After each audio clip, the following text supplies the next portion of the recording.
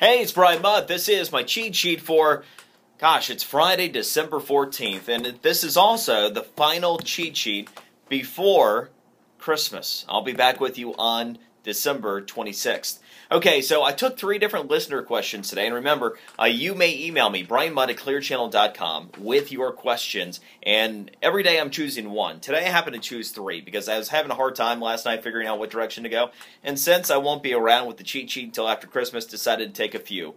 So email me with your questions if there's something you want me to address on air and online on the cheat sheet. Let me start with this one.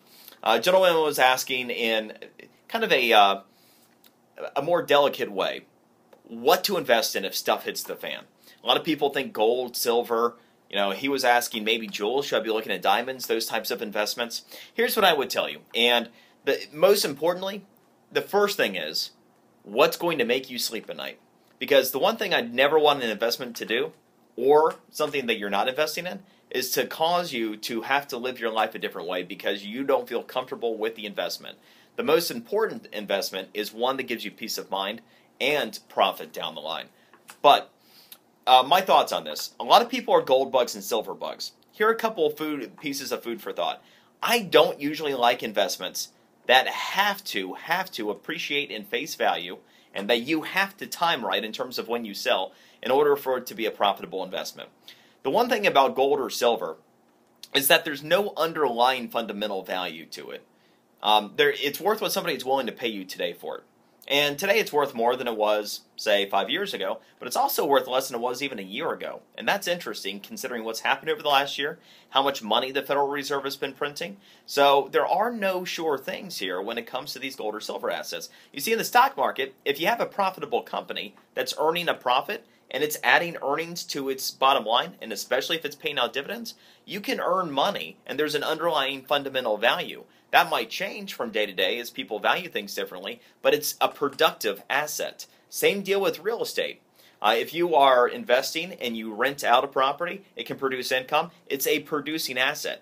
I like investments over the long run that are assets that are actually delivering return themselves on your investment. With that in mind, if you want to go the gold or silver route, fine. But don't, in my opinion, I would not invest more than 5% of my portfolio in gold. I would not invest more than 5% of my portfolio in silver. And I'll tell you, traditionally where I've done it have been stocks that are in gold or silver mining, that I can get exposure to those while still having a producing asset. One of the things you got to remember is the Federal Reserve is printing money as fast as they can, right? We're in QE Unlimited. What happens when the Federal Reserve stops printing money? Gold is already just under $1,700 an ounce. There is downside risk, no doubt. So if stuff hits the fan, what do I think you should be investing in? Well, if you take a look at the past few years, I've been on a couple of different sides of the coin. Coming into in 2008, I wanted you on the sidelines heading into 2009.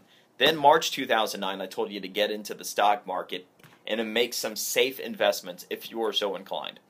By 2010, I wanted you to stay with stocks.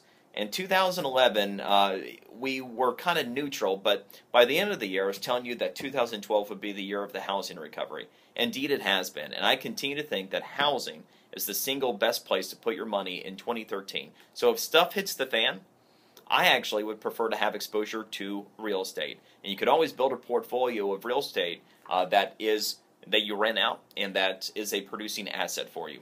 So I hope that helps. But the one thing that I think you have to be careful of is too much exposure to gold or silver, because there's at least as much downside risk to those assets as upside risk. And if you don't time it right, you can lose a lot of money. There's no underlying fundamental and money that's being made by those metals. Okay, let me hit some of these others here. If you're having trouble sleeping, this was another one. Lady was having trouble sleeping. She's worried about her financial future. She doesn't know what to do. And a lot of it had to do with where we are in this country, the uncertainty. This is something that's eating up corporate America right to our own homes. I deal with a lot of folks that are talking about this. Had conversations with 2 business owners yesterday that are kind of in this camp.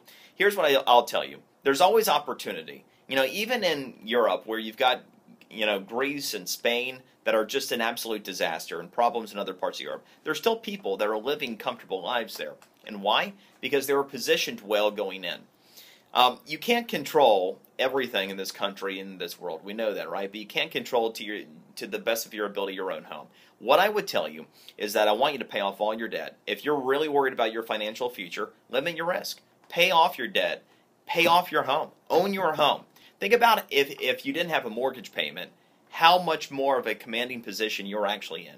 If you're truly worried about your financial future, do what's necessary to eliminate all of the debt in your life. Be beholden to no one. That way, even in a worst case scenario, you have a roof over your head that you chose, you don't have anybody else that you owe, and you can make your best way forward in life. So rather than worrying about things that you can't control in Washington, aside from election cycles, do what you can to control things in your own home, including paying for that home. And I'll tell you, I don't ask you to ever to do things that I don't do. That's what I've been doing. I took all of my investments that are in taxable accounts, and I've reallocated it to my home and making sure all debt's gone.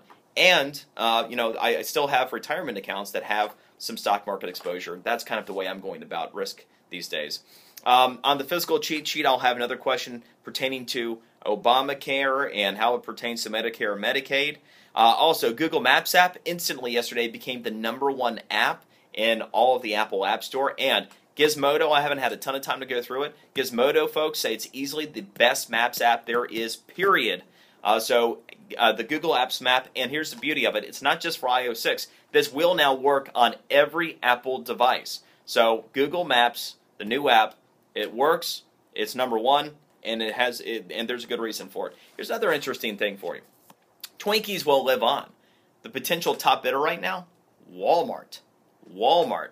Boy, there are implications. I'll tell you all about it on the physical cheat sheet. Look, you have a very Merry Christmas. Thank you so much for being there and making this a great year. And we are going to, we'll hit the ground running right after Christmas. We'll get going and get in position for 2013. Merry Christmas, take care, and we will see you on the 26th.